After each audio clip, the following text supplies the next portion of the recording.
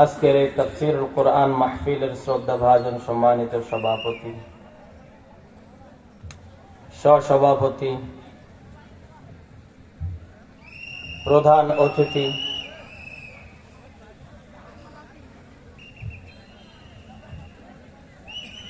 যুগশ্রেষ্ঠ উলামায়ে কেরাম, কাবিল ইহতিরাম, ওয়াজিবুল ইহতিরাম মুরব্বিয়ানে কেরাম, প্রাণের যুবক ভাইয়েরা, পর্দার আড়ালে পর্দা নিশিতা সম্মানিতা মা ও বোনেরা, মহান আল্লাহ জাল্লা জালালুহু আম্মা নওয়ালুহুর দরবারে লাখ কোটি শুকর যে মহান রব্বুল আলামিন আমাদেরকে অত্যন্ত মায়া করে ভালোবেসে সুস্থ সবল রেখে হায়াতকে দীর্ঘায়িত করে দ্বীনের নিসবতে কোরআনের মহব্বতে আল্লাহ পাক রব্বুল আলামিনের রেজামন্দির লক্ষ্যে বিভিন্ন অঞ্চল থেকে আমাদেরকে এক মহৎ উদ্দেশ্যকে সামনে রেখে একত্রিত হবার জন্য সুযোগ করে দিয়েছেন।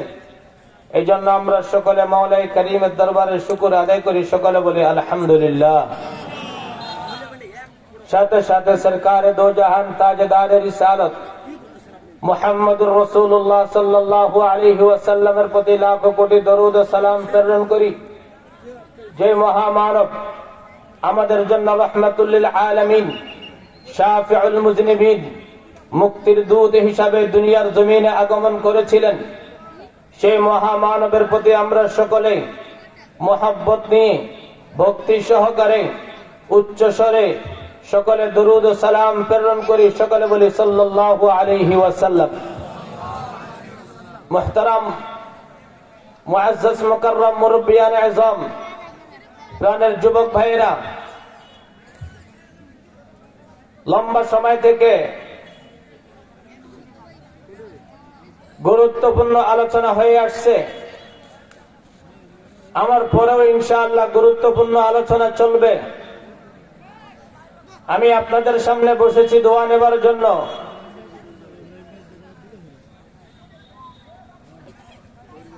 যেহেতু এসেছি,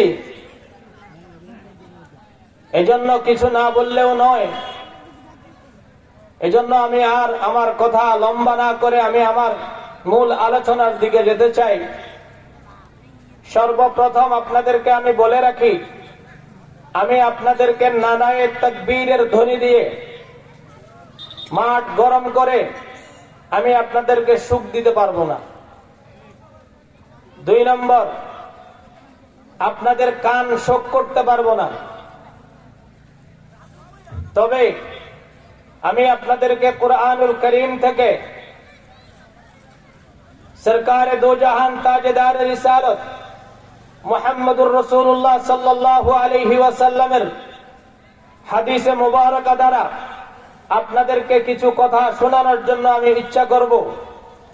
মনোযোগ সহকারে যদি শুনেন, আজকের তাফসীরুল কোরআনের মাহফিলের সাফল্যতা অর্জন হবে বলে আমি আশা করি।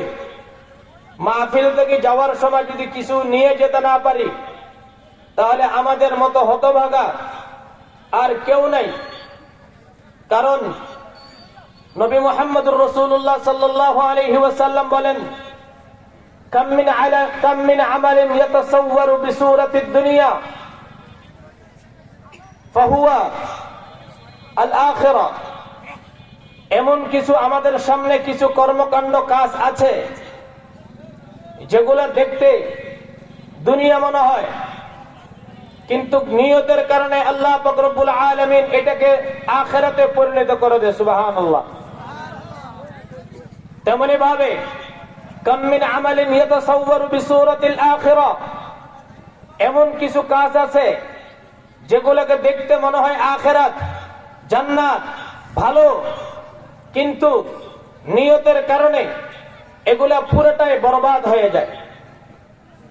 আমরা আজকে এই সামিয়ানার নিচে আসছি দুনিয়াবি কোনো উদ্দেশ্য নিয়ে।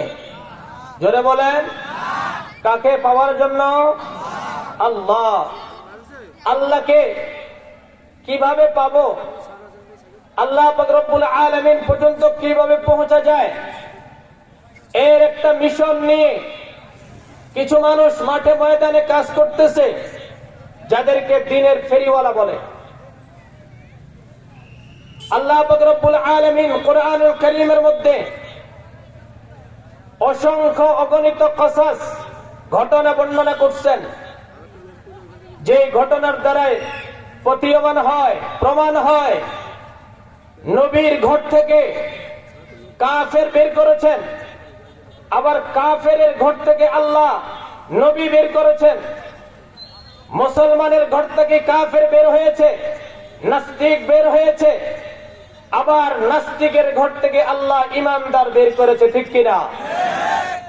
আপনাদেরকে এই কথাটা বুঝাবার জন্য আমি কোরআনুল কারীম থেকে, কোরআনুল কারীমের 2 নম্বর সূরা সূরা বাকারা হাফেজি কোরআনের 7 নম্বর পৃষ্ঠা প্রথম আয়াত নম্বর 49, এই আয়াতের মধ্যে আল্লাহ পাক রব্বুল আলামিন আমাদের পূর্বের এক বৃহৎ এক গোষ্ঠী ছিল, যেই গোষ্ঠীর নাম ইহুদি। বলেন, যে গোষ্ঠীর নাম কি? ইহুদি। তাদেরকে আল্লাহ পাক রব্বুল আলামিন কোরআনুল কারীমের মধ্যে কখনো তাদেরকে আহলে কিতাব বলেছেন, কখনো তাদেরকে সরাসরি ইহুদি বলে আখ্যা দিয়েছেন। যাদেরকে ইহুদি বলে আখ্যা দিয়েছে তারা নিঃসন্দেহে কাফের, তারা নিঃসন্দেহে বেঈমান, তারা নিঃসন্দেহে মুনাফিক, তারা নিঃসন্দেহে ফাসিক। যাদেরকে আহলে কিতাব বলেছে, আহলে কিতাবদের মধ্যে অধিকাংশ মানুষ ইমানদার। এই জন্য আহলে কিতাব যারা তারাই ইহুদি, আহলে কিতাব যারা তারাই নাসারা। তবে আল্লাহ পাক রব্বুল আলামিন কোথাও আহলে কিতাব বলেছেন, কোথাও আবার ইহুদি নাসারা বলেছেন। যত জায়গায় ইহুদি এবং নাসারা বলেছে তত জায়গায় আল্লাহ তাদেরকে দুশমন বানিয়েই বলেছে। যত জায়গায় আহলে কিতাব বলেছে তত জায়গায় তাদেরকে আল্লাহ মনোনীত বান্দা হিসেবে তাদেরকে আহলে কিতাব বলেছে। এটা বুঝতে হবে। এজন্য আমরা আহলে কিতাব বললে অনেকে ইহুদি খারাপ মনে করি, আবার অনেক সময় ইহুদিও ভালো জায়গায় কি হয়, ব্যবহার হয়। এটা বুঝাবার জন্য আমি হয়তো আপনাদেরকে বিভিন্ন আয়াত তেলাওয়াত করব, আলোচনায় আসবে। আমার আজকে আলোচনা আপনাদের সামনে যে আয়াত তেলাওয়াত করেছি, এই আয়াতের সার মর্ম অর্থ তরজমা আগে আপনাদেরকে বলি, এরপরে আমি এই আয়াতের আলোচনার দিকে যাব ইনশাআল্লাহ। আল্লাহ বলেন, ওয়াইদ নাজ্জাইনাকুম, হযরত মূসা আলাইহিস সালাতু ওয়াস সালামকে বলতেছেন, অথবা এই আয়াতটা নবী আখির নবী মুহাম্মদুর রাসূলুল্লাহ সাল্লাল্লাহু আলাইহি ওয়াসাল্লামকে বলতেছেন, আল্লাহ স্মরণ করো সেই দিনের কথা, যে দিন হে মূসা আমি তোমাদেরকে মুক্তি দিয়েছিলাম, তোমাদেরকে নাজাত দিয়েছিলাম মিন আলে ফিরআউন, ফিরআউনের গোষ্ঠী থেকে।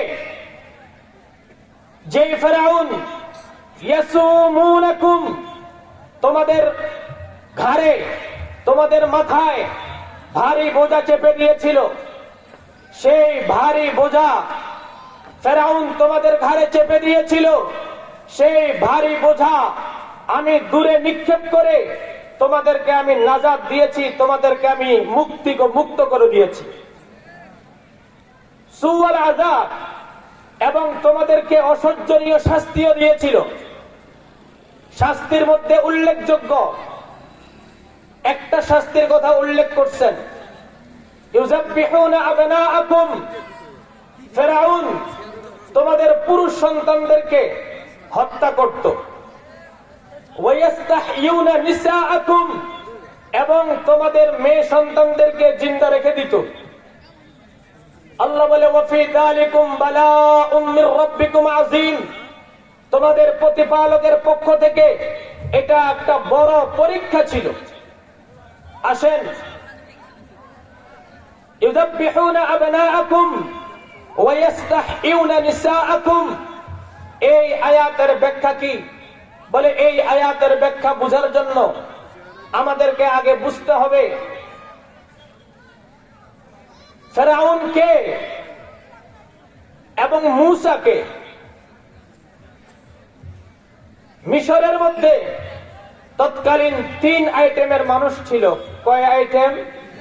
জোরে বলেন, কয় আইটেম? 3 আইটেম। একটা জাতির নাম ছিল আমালেকা, দ্বিতীয় আরেকটা জাতি ছিল যে জাতির নাম হলো কিপ্তি, তৃতীয় নম্বর আরেকটা জাতি ছিল যে জাতির নাম বনি ইসরাইল। কয়টা জাতি পাইলাম? মিশরের মধ্যে কয়টা জাতি ছিল? কয়টা গোষ্ঠী ছিল? এক গোষ্ঠীর নাম হলো আমালেকা, আরেক গোষ্ঠীর নাম হলো কিবতি, আরেক গোষ্ঠীর নাম হলো বনি ইসরাইল। বনি ইসরাইল আওলাদে ইয়াকুব, ইয়াকুব নবীর সন্তান, এবং আল্লাহ পাক রব্বুল আলামিন অসংখ্য অগণিত নবীর ধারা অব্যাহত রেখেছিলেন আওলাদে ইয়াকুবের বংশ থেকে। ইয়াকুব আলাইহিস সালাতু ওয়াস সালামের বংশ থেকে অসংখ্য অগণিত নবী প্রেরণ করেছেন। এই আওলাদে ইয়াকুব, ইয়াকুব আলাইহিস সালাতু ওয়াস সালামের বংশকে বলা হয় বনি ইসরাইল। আর মিশরের মধ্যে আর 2টি জাতি ছিল। একটা জাতির নাম হলো আমালেকা। আমালেকার শরীর, তাদের দেহ অনেক মোটা মোটা তাজা তাজা ছিল। এরা মানুষদের উপরে অত্যাচার করত। আরেকটা ছিল কিপ্তি, তারা মানুষদের উপরে অত্যাচার করত না, কিন্তু অত্যাচারের প্রতিবাদ করত না। অত্যাচার করত না ঠিক, কিন্তু অত্যাচারের কি করত না? প্রতিবাদ করত না। কয়টা দল পাইলাম? বুঝে থাকলে বলুন কয় দল? এক দলের নাম আমালেকা, 2 নম্বর কিবতি, 3 নম্বর বনি ইসরাইল। ফেরাউন, ফেরাউন কোন একজন ব্যক্তির নাম নয়। ফেরাউন এটা একটা গোষ্ঠীর নাম। মিশরের যত বাদশাহ রাজা সিংহাসনে বসেছে তাদেরকে সবাইকে বলা হয় ফেরাউন। হযরত মূসা আলাইহিস সালাতু ওয়াস সালামের জমানায় যেই ফেরাউন ছিল, সেই ফেরাউনের নাম ছিল ওয়ালিদ ইবনে রায়্যান ইবনে মাসআব। ওয়ালিদ ইবনে রায়্যান ইবনে মাসআব হযরত মূসা আলাইহিস সালাতু ওয়াস সালাম যেই ফেরাউনের কাছে দাওয়াত নিয়ে গিয়েছিলেন, সেই ফেরাউনের নাম হলো ওয়ালিদ ইবনে রায়্যান ইবনে মাসআব। ফেরাউন মিশরের যে সিংহাসনে বসত তাকে বলা হতো ফেরাউন। এভাবে আরো অনেক ফেরাউন অতিবাহিত হয়েছে। যেমন নাকি নাজাশি, আবেসিনিয়ার বাদশাকে নাজাশি বলা হতো, তেমনি ভাবে বিভিন্ন রাষ্ট্রের মুলকে রোম, মুলকে ফারেস, কাইসার, কিসরা, তাদের একটা উপাধি ছিল। এগুলো হলো উপাধি। ফেরাউন এটা উপাধি, এটা কোন ব্যক্তির নাম নয়। এই ওয়ালিদ ইবনে রায়্যান ইবনে মাসআব, এই জালেম একদিন স্বপ্নে দেখলেন। স্বপ্নে কি দেখলেন? দেখতেছে বনি ইসরাইলদের থেকে, বনি ইসরাইল তথা বাইতুল মুকাদ্দাস ফিলিস্তিনের দিক থেকে অগ্নিশিখা আসছে। অগ্নিশিখা এসে কিবতি এবং আমালেকাদের ঘরে ঢুকতেছে, কিন্তু বনি ইসরাইলদের ঘরে ঢুকতেছে না। কওমে আমালেকা এবং কিপ্তিদের বাড়িঘর সবগুলাকে জ্বালিয়ে দিচ্ছে। এই স্বপ্ন যখন ওয়ালিদ ইবনে রায়্যান ইবনে মাসআব ফেরাউন যখন দেখলো, স্বপ্নের ব্যাখ্যাকারীদেরকে ডাকলেন। স্বপ্নের ব্যাখ্যাকারীদেরকে ডেকে বললেন, আমি আজকে এরকম একটা স্বপ্ন দেখছি, এই স্বপ্নের ব্যাখ্যা কি হতে পারে, আমাকে ব্যাখ্যা দাও। তখন স্বপ্নের ব্যাখ্যাকারীরা ব্যাখ্যা দিল। বলে, হে বাদশাহ, জাহাপনা, আপনার রাজ্য এই ফিলিস্তিনের একটা জাতি, ফিলিস্তিনের একজন ব্যক্তি আপনার এই রাজ্য আপনার হাত থেকে কেড়ে নিবে এবং আপনাকে এই রাজ্য থেকে বের করে দিবে, আপনাকে নিস্তেনাবুদ করে দিবে। এই কথা যখন ব্যাখ্যা দিল, ফেরাউন ওয়ালিদ ইবনে রায়্যান ইবনে মাসআব সে নির্দেশ জারি করলো, হুকুম জারি করলো। বলে, আজকে থেকে মিশরের মধ্যে কোন পুরুষ সন্তান যদি জন্ম নেয় তাহলে তাকে হত্যা করবে, আর যদি কন্যা সন্তান জন্ম নেয় তাহলে তাদেরকে রেখে দিবে আমাদের দাসী বানিয়ে। কি বানিয়ে? জোরে বলেন, কি বানিয়ে? দাসী বানিয়ে। ফেরাউন এই নির্দেশ কেন দিল? যাতে করে ফেরাউনের হাত থেকে, ফেরাউনের তখ্ত, ফেরাউনের হাত থেকে যেন ফেরাউনের ক্ষমতা যেন না যায়। এই জন্য সে গোপন সিদ্ধান্ত নিল যে পুরুষদেরকে হত্যা করো আর মহিলাদেরকে রেখে দাও। বলেন, আপনাদের কাছে প্রশ্ন করি, আল্লাহ যদি কাউকে রাখতে চায় তাকে মারার মতো কেউ আছে? জোরে বলেন, কেউ আছে? কেউ নাই। আজকের ওসমান হাদি, আমাদেরকে হাদি, রাস্তা দেখানোওয়ালা হাদি বলা হয়, যে রাস্তা দেখায়। হাদি আমাদেরকে রাস্তা দেখিয়ে গিয়েছে কিভাবে দেশ প্রেমিক হতে হয়, কিভাবে দেশের জন্য জীবন দিতে হয়। আমাদেরকে হাদি দেখিয়ে গিয়েছে। বলে এই এক সময় বাংলাদেশের মানুষদেরকে জেলখানে নিয়ে ফাঁসির কাস্টে ঝুলিয়ে মানুষদেরকে বাকরুদ্ধ করে নিস্তব্ধ করে দিতে চেয়েছিল। আল্লাহ বলে, পারবা না। আমি তোমাদের জালেমের গোষ্ঠী থেকে কিছু মানুষ বের করব যারা তোমাদের তখ্তকে নস্যাৎ করে দিবে। ঠিক কিনা? হযরত মূসা আলাইহিস সালাতু ওয়াস সালাম, উনার মার নাম ছিল ইউখাবেস। হযরত মূসা আলাইহিস সালাতু ওয়াস সালামের একজন বোন ছিল মারিয়াম। যুগের মধ্যে দুইটি মারিয়াম পাওয়া যায়। উল্লেখযোগ্য কোরআনের মধ্যে দুই মারিয়ামের নাম। এক মারিয়ামের নাম ইশারাতান, আরেক মারিয়ামের নাম স্পষ্ট। হযরত ঈসা আলাইহিস সালাতু ওয়াস সালামের মা মারিয়াম স্পষ্ট, আরেক মারিয়াম হলো হযরত মূসা আলাইহিস সালাতু ওয়াস সালামের বোন। হযরত মূসা আলাইহিস সালাতু ওয়াস সালামের আম্মা গর্ভবতী ছিলেন। আম্বিয়ায়ে কেরামদের মারা যদি গর্ভবতী হয়, কোন নবীর মাকে আল্লাহ বুঝতে দেন নাই, কষ্ট দেন নাই। আমরা জানি আমাদের নবী সরকারে দু জাহান মুহাম্মদুর রাসূলুল্লাহ সাল্লাল্লাহু আলাইহি ওয়াসাল্লামের মা আমেনা যখন কূপের কাছে যেতেন পানি আনার জন্য, পানি অটোমেটিক উপরের দিকে উঠে আসতো। সুবহানাল্লাহ বলেন। আরবের মহিলারা বলতো, বলে আমেনা তুমি কখন পানি আনতে যাও আমাদেরকে একটু জানাইবা। আমেনা তোমার সাথে যখন পানি আনতে যাই আমাদের কোনো কষ্ট হয় না। ও আমেনা, যখন তুমি পানি আনতে যাও আমাদের মাথায় কোনো রোদের তাপ লাগে না, রাস্তায় হাঁটার সময় কোনো পাথরের কোনা আমাদের পায়ে লাগে না। পানি আনতে গেলে পানি কষ্ট করে ডোল দিয়ে উঠাইতে হয় না। ও আমেনা, যখন তুমি পানির জন্য যাইবা আমাদেরকে একটু খবর দিও, আমরাও তোমার সাথে পানি আনতে যাব। আল্লাহু আকবার। আল্লাহর রাসূলের আম্মা গর্ভবতী ছিলেন, অনুভবও করতে পারেন নাই। দুনিয়ার মানুষ দুনিয়াতে আসলে রক্ত মাখা শরীর নিয়ে আসে। আল্লাহ পাক রব্বুল আলামিন বলে, নবী মুহাম্মদ, আমি তোমাকে রক্ত লাগাই আনবো না, আমি তোমাকে মেশকা আম্বর লাগাই আনবো। সুবহানাল্লাহ বলে। কারণ কি? নবীরা জান্নাতি মানুষ। জনাবে মুহাম্মদুর রাসূলুল্লাহ জান্নাতুল ফেরদাউসের মানুষ। প্রত্যেকটা জিনিসের বৈশিষ্ট্য থাকে। এই জন্য নবী মুহাম্মদুর রাসূলুল্লাহর গায়ের ঘাম যখন পড়তো তখন ঘাম থেকে মেশকাম্বরের ঘ্রাণ বের হতো। কারণ কি? রাসূলের শরীর ঘামায় কেন? দুনিয়ার নিয়ম নীতি অনুযায়ী গরমকালে মানুষের শরীর থেকে ঘাম বের হয়, তেমনি ভাবে ঘাম থেকে সুঘ্রাণ বের হয় কেন?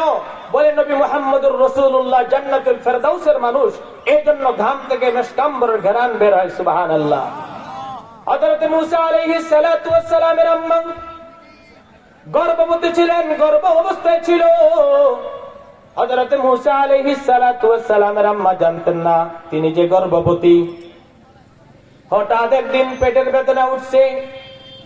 হযরত মূসা আলাইহিস সালাতু ওয়াস সালামের আম্মা ঘরের দরজা বন্ধ করে ঘরের মধ্যে শুয়ে আছে। হঠাৎ করে দেখে দুনিয়ার জমিনে একটা ফুটফুটে সন্তান জন্মগ্রহণ করলো। হযরত মূসা আলাইহিস সালাতু ওয়াস সালাম দুনিয়ার জমিনে যখন আসলো, হযরতে মূসার মা বড় বিচলিত, টেনশনের মধ্যে পড়ে গেল। হায়রে, আমি ফুটফুটে এত সুন্দর সন্তান দুনিয়ার জমিনে জন্ম দিলাম, ভূমিষ্ঠ করলাম, কিন্তু যদি এই খবরটা ফেরাউন যদি শুনে, তাহলে তো আমার এই ফুটফুটে সন্তানকে আর দুনিয়ার জমিনে রাখবে না। হযরতে মূসা আলাইহিস সালাতু ওয়াস সালামের আম্মা বড় পেরেশান।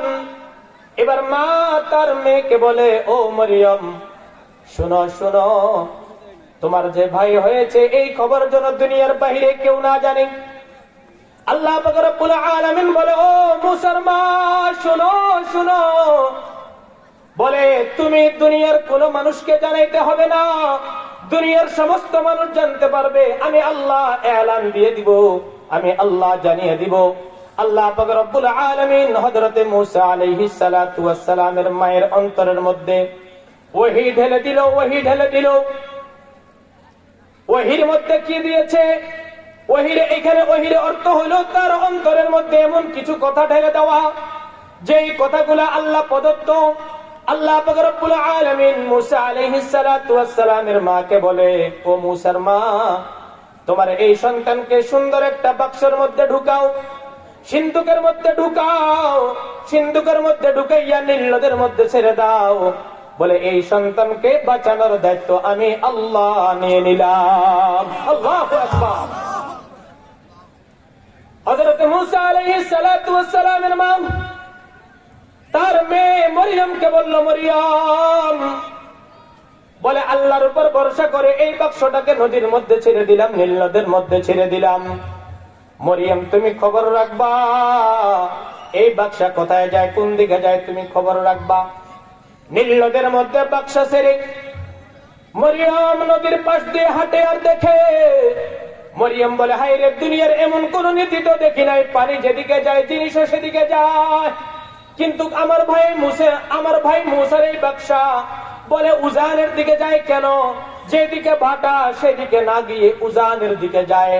মরিয়ম আস্তে আস্তে আগায়, আগাইতে আগাইতে আগাইতে দূর থেকে দেখতে পায় হযরতে মূসা আলাইহিস সালাতু ওয়াস সালামের এই বাক্সা, এই সিন্ধুক, এটা হযরতে আসিয়া রাহিমাহুল্লাহ উনার গোসলখানার মধ্যে গিয়ে পৌঁছে যায়। আল্লাহু আকবার।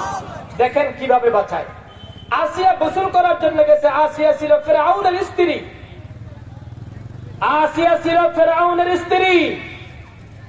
যখন গোসল করতে গেল, আসিয়া বলে তার খাদেমাকে, কিরে, নদীর যেদিকে পানি যায় সেদিকে প্রত্যেকটা জিনিস ভেসে ভেসে যায়, কিন্তু এই বাক্সটা উল্টা দিকে কেন আসছে? এটা তো বুঝে আসতেছে না। বলে, এটা ধরো তাড়াতাড়ি। ধরলো, ধরার পরে বাক্সা খুললো, খোলার পরে দেখে, ওরে আল্লাহু আকবার, মনে হয় যে 14 তারিখের চন্দ্র, এত সুন্দর ফুটফুটে এক বাচ্চা। একবার তার মুখের মধ্যে শাহাদাত আঙ্গুলে ঢুকায়, আরেকবার তার মুখের মধ্যে বৃদ্ধাঙ্গুলে ঢুকায়, এভাবে একবার এক একটা আঙ্গুল চুষে। আসিয়া বলল দাসীকে, এ দাসী, এই বাচ্চা আঙ্গুল কি চুষে তুমি একটু দেখো। দাসী একবার বৃদ্ধাঙ্গুলি চুষলেন, দেখেন বৃদ্ধাঙ্গুলি থেকে মধু আসতেছে। আবার যখন শাহাদাত আঙ্গুলি চাটলেন, দেখতেছে এই আঙ্গুল থেকে দুধ বের হচ্ছে। সুবহানাল্লাহ। আল্লাহ পাক রব্বুল আলামিন ওয়াদা দিয়েছেন, আমি যাকে বাঁচাই দুনিয়ার কেউ তার কোনো ক্ষতি করতে পারে না, আর আমি আল্লাহ যাকে মারি দুনিয়ার তাকে কেউ বাঁচাইতে পারে না। ওয়ালাউ কানা ফি বুরুজিম মুশাইয়াদা, সে যতই গোপন জায়গার মধ্যে থাক না কেন, আমি আল্লাহ যদি তাকে মারতে চাই তাকে কেউ বাঁচাইতে পারে না। আল্লাহ পাক রব্বুল আলামিন বলে, মুসা কেবলমাত্র নবজাতক নতুন শিশু, সে এখনো হাঁটতেও জানে না, বসতেও জানে না, সে এখনো কথাও বলতে জানে না। জনাবে মুহাম্মদুর রাসূলুল্লাহ সাল্লাল্লাহু আলাইহি ওয়াসাল্লাম বলেন, ও উম্মত, দেখো একটা বাচ্চা যখন দুনিয়ার জমিনে আসে, ভূমিষ্ঠ হয়, ইয়া বানা আদম জাআলতুকা ফি বাতনি উম্মিক ওয়া কাশিতু ওয়াজহাকা বিগিশাইন লিআল্লা তানফিরা মিনার রহিম। আল্লাহ বলে, আমি কিভাবে মানুষ বানাইলাম, এই কুদরতের দিকে একটু যদি তাকাও, তাহলে তো তুমি আল্লাহ পাক রব্বুল আলামিনকে মালিক বলে মেনে নেওয়ার জন্য আর কোন ঘটনা তোমার সামনে আসতে হবে না। আল্লাহ বলে মা বাবার মিলনের মাধ্যমে আমি আল্লাহ মায়ের রেহেমের মধ্যে এক ফোঁটা পানি নিয়ে যাই, বলে এই পানিটাকে আমি আল্লাহ প্যাকেট লেমনেটিং করে দিই, প্যাকেট বন্ধ করে দিই। বলে এই প্যাকেট বন্ধ করা অবস্থায় 9 মাস 10 দিন পর্যন্ত আমি আল্লাহ রেখে দিই। বলে শুধুমাত্র 9 মাস 10 দিন রাখি না, বলে মায়ের গর্ভে গিয়েছিল সাদা নাপাক পানি, বলে এই সাদা নাপাক পানিটা সুম্মা খালাকনান নুতফা 18 নম্বর পারার মধ্যে আল্লাহ পাক রব্বুল আলামিন বলে আমি আল্লাহ মানুষ কিভাবে বানাই। সুম্মা খালাকনান নুতফা, বলে তোমার বাপের ভূপৃষ্ঠ থেকে যখন তোমার মায়ের গর্ভের মধ্যে চলে যায়, বলে এই সাদা পানিকে আমি আল্লাহ 40 দিন পর্যন্ত আমি তোমার মায়ের রেহমের মধ্যে এটাকে ঘুরাই, এটাকে ডিম্বাণু বানাই, এটাকে শুক্রাণু বানাই। 40 দিন দেওয়ার পরে আমি আল্লাহ সুম্মা খালাকনান নুতফাতা ফাখালাকনাল আলাকা, আমি আল্লাহ এই সাদা পানিকে লাল পানি বানিয়ে দিই, তাকে রক্ত বলা হয়। 40 দিন পর্যন্ত রক্ত থাকে। এই রক্তের এই ফোঁটা মায়ের গর্ভের মধ্যে ঘুরে ঘুরে ঘুরে 40 দিন অতিবাহিত হওয়ার পরে আল্লাহ পাক রব্বুল আলামিন বলে ফাখালাকনাল মুযগা, আমি তোমার এই রক্তের ফোঁটাকে গোশতের টুকরা বানাই। গোশতের টুকরা বানার পরে এরপরে 40 থেকে আমি আল্লাহ ফাকাসাউনাল ইযামা লাহমা, আমি তোমার এই গোশতের সাথে হাড্ডি মিলাই। হাড্ডি মিলানোর পরে আমি আল্লাহ তোমাকে আস্তে আস্তে বড় করতে থাকি। আল্লাহু আকবার। বলে ওয়াজআলতু ওয়াজহাকা ইলা যারি উম্মিকা লিআল্লা তুযিকা রাইহাতুত তুআম, বলে তুমি যখন তোমার মায়ের গর্ভে আস্তে আস্তে বড় হতে থাকো আমি তোমাকে কিভাবে রাখো জানোনি? বলে আমি তোমার মুখটাকে তোমার মায়ের পিঠের দিকে করে রাখি। কারণ হলো তোমার মায়ের পেটের মধ্যে এমন কোন নাপাক নাই, এমন কোন ময়লা নাই যে ময়লা তোমার মায়ের পেটের মধ্যে নাই। বলে তোমার মায়ের পেটের মধ্যে মলমূত্র আছে, তোমার মায়ের পেটের মধ্যে দুর্গন্ধ জাতীয় জিনিস আছে, তোমার মায়ের পেটের মধ্যে রক্ত আছে, তোমার মায়ের পেটের মধ্যে পোকা মাকড় আছে। বলে কোন জিনিস যেন তোমাকে ক্ষতি করতে না পারে, কষ্ট দিতে না পারে, এই জন্য আমি আল্লাহ তোমাকে সংরক্ষণ করে তোমার মুখটাকে তোমার মায়ের পিঠের দিকে আমি রেখে দিয়েছি। আল্লাহু আকবার। وجعلت وجهك إلى ظهر أمك لئلا تؤذيك رائحة الطعام وجعلت لك متكئا عن يمينك, বলে তুমি তো মায়ের পেটের মধ্যে আছো, এটাই তো তোমার একটা জগৎ। বলে এই জগতের মধ্যে কিভাবে থাকবা? বলে একটা মানুষ যদি একাকিত্ব হয়ে ঘুমায় তার শরীরের মধ্যে দাগ পড়ে যায়, বলে এই দাগের কারণে ব্যথা শুরু হয়। আল্লাহ বলে বান্দারে আমি তোকে এক পুরুষ করে রাখি নাই, একাকিত্ব করে রাখি নাই, আমি আল্লাহ তোকে এক এক সময় এক এক দিকে কাইদ করছি। ওয়াজআলতু লাকা মুত্তাকাআন আন ইয়ামিনিক, আমি তোর জন্য একটা বিছানা বানাইলাম তোর মায়ের পেটের ডান দিকে। ওয়াজআলতু লাকা আন শিমালিক, আরেকটা বিছানা বানাইলাম তোর মায়ের পেটের বাম দিকে। আল্লাহু আকবার। ওয়াজআলতু লাকা মুত্তাকাআন আন ইয়ামিনিক ওয়া মুত্তাকাআন আন শিমালিক ফাআম্মাল্লাযী আন ইয়ামিনিকা ফালকাবিত, বলে আমি আল্লাহ তোমার মায়ের পেটের ডান দিকে আমি কলিজা বানাইছি। কলিজা বড় নরম জিনিস, কলিজা বড় গরম জিনিস। বলে এই নরম এবং গরমের মধ্যে আমি আল্লাহ তোকে রাখি। বলে আবার যখন বাম দিকে যাও ফাতিহাল, আমি তোমার মায়ের বাম পাজরের মধ্যে তিলি দিয়েছি, তিলি, এটাও বড় নরম, এটাও বড় গরম। বলে তোমার জন্য আমি আল্লাহ বিছানা বানিয়ে দিলাম, একদিকে কলিজা আর একদিকে তিলি। আল্লাহু আকবার। আল্লাহ বলে বান্দা এগুলো একটু চিন্তা কর, এগুলো একটু চিন্তা করো, আমি তোমাকে এত মায়া করি এত কষ্ট করে বানাইলাম, উদ্দেশ্য কি ছিল? আমার একটাই, শুধু তুমি আমাকে চিনবা, আমাকে আমার ইবাদত করবা, আর দুনিয়ার সমস্ত মাখলুক তোমার খেদমত করবে, ঠিক কিনা? وجعلت لك متكئا عن يمينك ومتكئا عن شمالك فأما الذي عن يمينك فالكبيت وأما الذي عن شمالك فالتحال। আল্লাহ বলে وعلمتك القيام والقعود في بطن أمك, বলে আমি আল্লাহ তোকে তোর মায়ের পেটের মধ্যে আমি আল্লাহ তোকে প্রশিক্ষণ দিয়েছিলাম, আমি আল্লাহ ফেরেশতার মাধ্যমে তোকে প্রশিক্ষণ দেওয়াইছিলাম। وعلمتك القيام, দুনিয়ার জমিনে কিভাবে দাঁড়াইবা, বলে এই দাঁড়ানোর প্রশিক্ষণ আমি আল্লাহ তোমার মায়ের পেটে আমি দিয়েছি। ওয়াল কুউদ, দুনিয়ার জমিনে গিয়ে কিভাবে ঘুমাইবা এই প্রশিক্ষণ আমি আল্লাহ দিয়েছি। ওয়া আল্লামতুকাল কিয়াম ওয়াল কুউদ ফি বাতনি উম্মিক, আমি আল্লাহ তোমার মায়ের পেটের মধ্যে দিয়েছি। আল্লাহ পাক রব্বুল আলামিন বলে, বান্দারে আমি আল্লাহ তোকে দুইটা হাত দিয়েছিলাম, আমি আল্লাহ তোকে একটা মুখ দিয়েছিলাম, আমি আল্লাহ তোকে দুইটা পা দিয়েছিলাম। বলে লা লাকা সিন্নুন, দুনিয়ার জমিনে গিয়েছিল একটা দাঁতও ছিল না। ছিল কারো দাঁত? আসার সময় তো দাঁত নিয়ে আসে? কেউ দাঁত নিয়ে আসে না। কিন্তু দাঁত যদি কেউ নিয়ে আসে তাহলে দুনিয়ার সব মিডিয়া একসাথে হয়ে যাবে, হবে না? বলে একটা বাচ্চা কি নিয়ে আসছে? আল্লাহ বলে লা লাকা সিন্নুন তাকতা, আল্লাহ বলে তোকে দাঁত দিয়ে দুনিয়ার জমিনে আমি পাঠাই নাই, আমি আল্লাহ তোকে দুনিয়ার জমিনে পাঠিয়েছিলাম দাঁতবিহীন। তবে ও বান্দা, দুনিয়ার জমিনে যাইবা দাঁত নাই, খাইবা কি?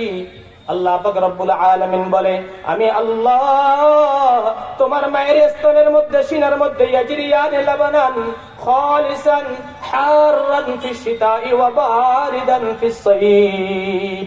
আল্লাহ বলে, বান্দারে তোর মায়ের স্তনের মধ্যে আমি দুইটা নহর, দুইটা নদী জারি করিয়া দিলাম, যে নদীর মধ্যে ফ্রেশ ফ্রেশ খালিসান দুধ পাওয়া যায়, যে দুধের মধ্যে কোনো ভেজাল নাই। পৃথিবীর সমস্ত জিনিসের মধ্যে ভেজাল পাওয়া যায়, কিন্তু মায়ের দুধের মধ্যে আজও পর্যন্ত কেউ ভেজাল প্রমাণ করতে পারে না, ঠিক কিনা? আল্লাহ বলে ইয়াজরিয়ান লাবানান খালিসান হাররান ফিশ শিতা। আল্লাহর কুদরত দেখেন। আল্লাহ বলে, ও বান্দা, শীতকালে যদি তোকে ঠান্ডা দুধ খাওয়াইতো তোর মা, তাহলে তোর তুই অসুস্থ হয়ে যাইতি। আল্লাহ বলে, বান্দারে তোর মায়া, তোকে মায়া করি, আদর করি, আমি আল্লাহ তোর মায়ের স্তনের দুধটাকে গরম করে দিলাম শীতকালে, এবং ওয়াবারিদান ফিস সাইফ, এবং গরম মৌসুমে আমি তোর মায়ের দুধটাকে ঠান্ডা বানাইয়া দিলাম। আল্লাহু আকবার। আল্লাহ লম্বা হাদিস, লম্বা হাদিস, এই হাদিসের শেষ পর্যন্ত আল্লাহ রাসূল সাল্লাল্লাহু আলাইহি ওয়াসাল্লাম বলে, বান্দারে তোরে আল্লাহ এত কষ্ট করে বানাইলো, এত কষ্ট করে বানাইলো, বলে ওয়ালাম তাস্তাহ মিন্নি, তোর কি একটু লজ্জা হয় না যে আমাকে একটু শরম কর? কেন কেন আমাকে লজ্জা কেন করবি? বলে, আমি আল্লাহ তোকে এই এক ফোঁটা নাপাক পানি থেকে নিয়ে দুনিয়াতে আসা পর্যন্ত কত কষ্ট করে তোরে আমি বানাইলাম, কত আদর করে বানাইলাম। ওয়ালাম তাস্তাহ মিন্নি, আমাকে কি একটু তোর লজ্জা লাগে না? ওয়া মা হাযা, আল্লাহ পাক রব্বুল আলামিন বলে, বান্দা তুই আমাকে ভুলে যেতে পারোস, আমি আল্লাহ তোকে ভুলবো না। ওয়া মা হাযা ইন দাউতানি আজাবতু, বলে বান্দা তারপরও তুই যদি কোনো মুসিবতের মধ্যে পড়ি আমি আল্লাহকে ডাক দাস, যদি একবার বলো আল্লাহ তোমার বান্দা তোমার জমিনে মুসিবতের মধ্যে আছে, এই কথা বলতে দেরি আল্লাহ বলে লাব্বাইক ওয়া সাদাইকা ইয়া আব্দি আজাবতুকা, আল্লাহ বলে বান্দা তোরে ডাকের আমি জবাব দিই। ওয়া ইন তুবতা ইলাইয়া ক্বাবিলতুকা, বান্দা তুই যদি আমার কাছে তওবা করিস আমি আল্লাহ তোর তওবা কবুল করিনি। ও আল্লাহ বান্দা, এত মায়া করি বানাইলাম, এত অপরাধ করার পরও আমি আল্লাহ তোর দিকে তাকাইয়াছি কেন? একটাই শুধু, বলে কখন তুই আমার কাছে ফিরে আসবি? আল্লাহ বলে, এ মুসা তোর কোনো টেনশন নাই, তুই আবার ফিরে আসবি তোর মায়ের কোলে, আবার ফিরে আসবি আগের মতো সবল হয়ে। এবার আসিয়া মুসাকে নিয়ে গেল কোথায়? রাজদরবারে। রাজদরবারে নিয়ে যাওয়ার পরে ফেরাউনকে বলে, ওগো আমার প্রাণের স্বামী, বলে কুররাতু আইনিল লি ওয়া লাক, বলে এই বাচ্চাটা তোমার চক্ষু শীতল করবে, আমারও চক্ষু শীতল করবে। এই কথা বলার সাথে সাথে ফেরাউন বলে, আসিয়া তোমার এই বাচ্চা আমার চক্ষু শীতল করবে না। আসিয়া বলছিল তোমার চক্ষু শীতল না করতে পারে, কিন্তু আমি আসিয়ার চক্ষু শীতল করবে। আল্লাহ পাক রব্বুল আলামিন নবীর ভালোবাসা, নবীর শরীরের ভালোবাসা আসিয়ার মনে থাকার কারণে আসিয়াকে আল্লাহ হেদায়েত দিয়েছে। কি দিয়েছে বলেন না? হেদায়েত। বলে হেদায়েত এটা কোনো বাজারে কিনা পাওয়া যায় না, হেদায়েতের কোনো বাজার নাই।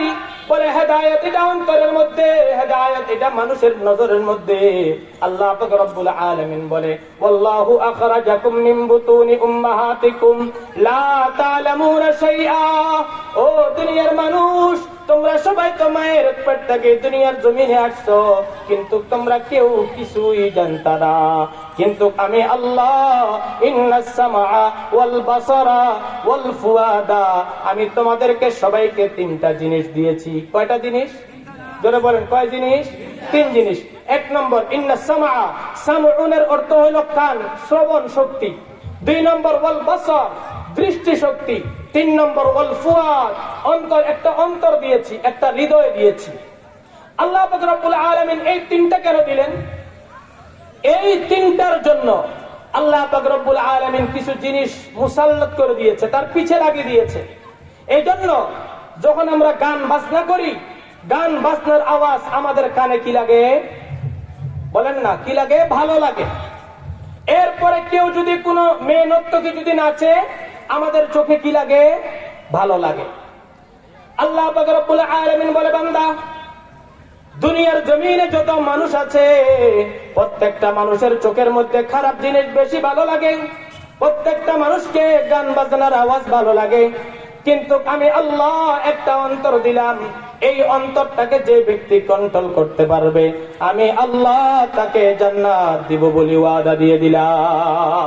ওয়াল ফুয়াদ, কলব, কলব অন্তর। এজন্য আমাদের দেহের মধ্যে তিনটা জিনিস আছে। কয়টা জিনিস? তিনটা। একটা হলো কলব, আরেকটা হলো রূহ, আরেকটা হলো নফস। কলব, রূহ, নফস। বলেন, কলব, রূহ, নফস। কলব সর্বদাই চায় আমি যেন ভালো থাকি। রূহ এ দেখে কার শক্তি বেশি, যার শক্তি বেশি রূহ তার দিকে চলে যায়। আরেকটা হলো নফস, নফস চায় সর্বদা গুনাহ করার জন্য। এজন্য যার নফস খারাপ, যার নফস মোটা হয়ে গিয়েছে, তাদেরকে আল্লাহ রাসূল সাল্লাল্লাহু আলাইহি ওয়াসাল্লাম বলেন, এই মোটা নফস ওয়ালারা, তোমার নফসকে শুধরাও, তোমার নফসকে সংশোধন করো, অন্যথায় এই নফস তোমাকে জাহান্নামে নিয়ে যাবে। এই নফসকে শুধরানোর একটা ওষুধ দিয়েছেন জনাবে মুহাম্মদুর রাসূলুল্লাহ সাল্লাল্লাহু আলাইহি ওয়াসাল্লাম। রাসূল কি বলে? বলে, জাদ্দিদু ঈমানাকুম বিকাউলি লা ইলাহা ইল্লাল্লাহ। জনাবে মুহাম্মদুর রাসূলুল্লাহ সাল্লাল্লাহু আলাইহি ওয়াসাল্লাম বলে, ও দুনিয়ার মানুষ, তোমাদেরকে আল্লাহ পাক রব্বুল আলামিন একটা নফস দিয়েছে। বলে, এই নফস সর্বদাই গুনাহ করতে চায়, এই নফস সর্বদাই বেগানা নারীর দিকে দেখতে চায়, এই নফস সর্বদাই হারাম খাইতে চায়, এই অন্তর সর্বদাই খারাপ জিনিসের দিকে যেতে চায়। আল্লাহ পাক রব্বুল আলামিন বলে, যখন খারাপ জিনিসের দিকে যাইবে, তখন তোমরা এই নফসকে কন্ট্রোল করবা জিকিরের মাধ্যমে। কিসের মাধ্যমে? জিকিরের মাধ্যমে। আসেন মুহতারাম হাজিরিন, বলে এই নফসকে আমাদেরকে কন্ট্রোল করতে হবে। নফসকে কন্ট্রোল করতে হলে আম্বিয়ায়ে কেরামদের দিক নিদর্শন মানতে হবে। এখন আর আম্বিয়ায়ে কেরামরা নাই, এখন উলামায়ে কেরামরা আছে। উলামায়ে কেরামদের দিক নিদর্শন যদি মেনে চলতে পারেন, তাহলে আল্লাহ পাক রব্বুল আলামিন হযরত মূসা আলাইহিস সালাতু ওয়াস সালামকে যেভাবে বাঁচিয়ে দিয়েছে, তেমনি ভাবে আপনাকে আমাকে ফিতনাত থেকে এইভাবে বাঁচিয়ে নেবে, জান্নাত পর্যন্ত আমাদেরকে আল্লাহ পৌঁছায় দিবে। সুবহানাল্লাহ। এজন্য মুহতারাম মুআজ্জাজ মুকাররম মেহমানানে কেরাম, আপনারা আসছেন, অনেক কষ্ট করে শীতের মধ্যে আছেন। আল্লাহ পাক রব্বুল আলামিন আমাদেরকে কোরআনুল কারীম থেকে, ফিরআউনের মতো জালেমদের জুলুম থেকে আমাদেরকে বাঁচাক। যেমন নাকি হাদি জুলুমের শিকার হয়েছে, এই হাদিকে যারা গুলি করেছে, হাদির উপরে যারা অত্যাচার করেছে, এই অত্যাচারীদের বিচার বাংলার জমিনে আমরা দেখতে চাই, ঠিক কিনা? এই হাদির বিচার যদি আমরা দেখতে চাই, তাহলে সংসদে এই কোরআনের আওয়াজ তুলতে হবে, ঠিক কিনা? যদি এই কোরআনকে পার্লামেন্টে সংসদে নিয়ে যেতে পারি, তাহলে হাদির বিচার আমরা দেখতে পাবো। অন্যথায় আমাদেরকে আবার সেই 50 বছরের খেসারত দিতে হবে। আল্লাহ পাক রব্বুল আলামিন আমাদেরকে সবাইকে এই কোরআন মতো আমল করে জীবন কাটাবার জন্য তৌফিক দান করুক। ওয়া আখিরু দাওয়ানা আনিল হামদুলিল্লাহি রাব্বিল আলামিন। क्या नसीब अल्लाह अकबर लूटने की जाए है, सर्व वक्त ज़बह अपना वस्त ज़ेरे पाए है। अस्सलामु अलैकुम।